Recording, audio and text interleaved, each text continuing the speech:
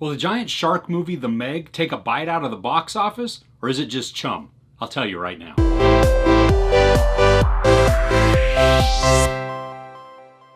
The story takes place at a marine research facility off the China coast. And Rainn Wilson is a billionaire who has funded this huge research facility that we've seen in the trailers, where it just goes way down into the ocean, and it has several levels so that people, the scientists, can monitor and just do all kinds of marine research. They're exploring the Mariana Trench because it is the deepest trench in the ocean, and they're looking to see just new life forms and new species of sea life. And through an accident, a giant megalodon is discovered, found, released, however you want to put it. It just comes into being and they see it.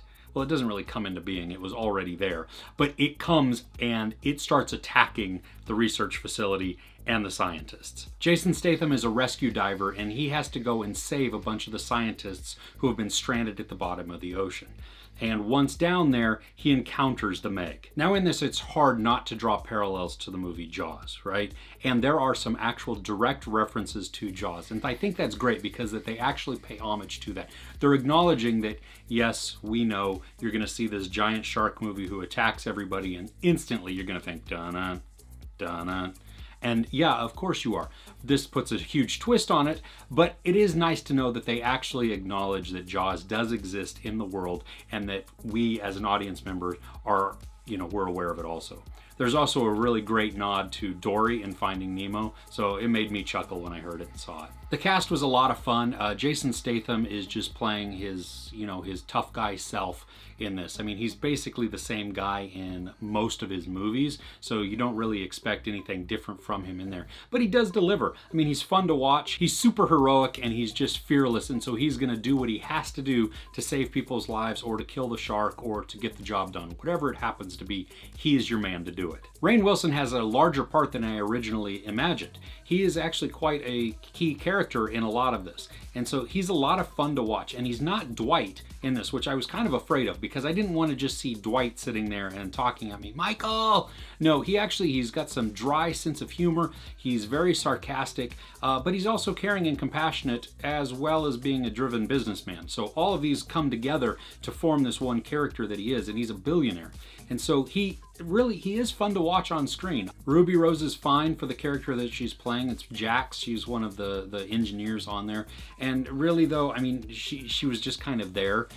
Could it have been played by anybody else? Yeah, it could have. So, she's there, she's fine. Nothing spectacular or terrible either way. Li Bingbing is one of the researchers, and she is probably the second biggest action star in this. I mean, when I say action star, she's the one that takes some of the reins and actually does a lot of the scenes in there. So she is fun to watch. She's very believable. She's also caring and compassionate, and so she just has this look about her that draws you in and that you really care about her and you don't want her to get eaten by the shark. The rest of the cast is fun to watch. Some of them add some comedic relief, like Paige Kennedy. He gets a lot of these one-liner zingers in there, and it plays off of his fear of the ocean, or his fear of swimming, or his fear of just being out there and not wanting to be out there because he's an engineer. He didn't sign up for this. He didn't sign up to be out in the middle of the water. He's supposed to be inside this research facility. So again, he's a lot of fun to watch, along with a lot of the other characters as well, that they just round out this cast. But really, the true star of this film, aside from Jason Statham, is the shark. That's why we're going to see it. Now, the shark doesn't have a name other than the Meg, and it is a big one. I mean, it is huge, and it is just crazy. We are teased for the first part of the movie because we don't get to see it.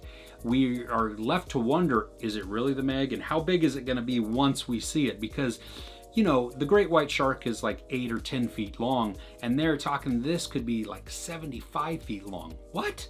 That's insane. And so just to see it once it actually comes on screen and how they interact with it, it's a lot of fun. It's basically the same time when Jaws came on and you actually saw the shark just like that. You're like, whoa, that was cool. That's why we came to see it. There are a lot of tense scenes in the movie. I mean, most of it you're tensed up, not because you're really scared, just because it's like, oh my gosh, what's gonna happen next? This is fun and it's exciting, and maybe I am a little bit scared too, who knows. There are a lot of jump scares in there. Some you expect and some are unexpected, and so both times when they happen, it's a lot of fun. The story is predictable, but you're having so much fun you don't really care. This is just a big time time action flick. Now they do take a little bit of pauses or breathers from the action so that you can kind of relax a little bit and watch the story happen a little bit, or the characters at least interact with each other before more action happens. And I think that's kind of needed, because almost 2 hours worth of just solid non-stop action, I think your shoulders would be so tense and your butt might be so puckered that you couldn't walk afterwards, and you need to go to the chiropractor. But other than that, it's a lot of fun. Now, I don't think the Meg is going to keep people from going in the ocean like Jaws did. Now, it probably will make you think twice before jumping into a shark cage. Now, sure, a lot of the movie is cheese, but you kind of expect that going in. There's even like this pseudo relationship or feelings that begin to happen. Luckily, they keep that at the surface level and they don't really dive into it. Because overall, the movie takes place in 2 or 3 days tops. So to have this relationship develop and then move into love or anything else would just be weird and over the top and unnecessary for what the movie is. There's only a little bit of a story in this film. Most of it is action, and that's why we're going. We know that it is not going to be some Oscar caliber storytelling going on here. We are there to see the giant shark eat people and watch Jason Statham battle it out with that shark. It delivers. There's no sex and nudity. There is some profanity and a boatload of violence. I mean, come on. This is Shark Week on crack. You have this massive, massive shark wreaking havoc.